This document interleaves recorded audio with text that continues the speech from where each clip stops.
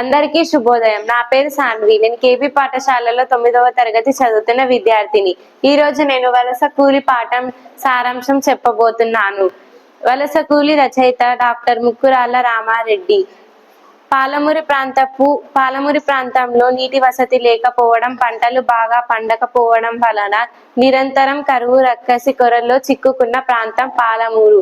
మరియు అక్కడ వలస కూలి సరిగ్గా దొరకకపోవడం వలన చెరువులు, నదులు, కుంటలు నిండకపోవడం వలన అక్కడి ప్రాంతపు ప్రజలు కోస్తా ప్రాంతానికి వలస కోసం వెళ్లారు.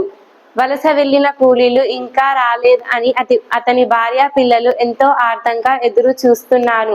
వస్తానన్న గడువు దాటిపోయింది, అయినా ఇంకా రాలేదు. గోదావరి వరదలో చనిపోయారేమోనని గుబులుగా దిగులుగా బాధపడుతున్నారు. ధన్యవాదాలు.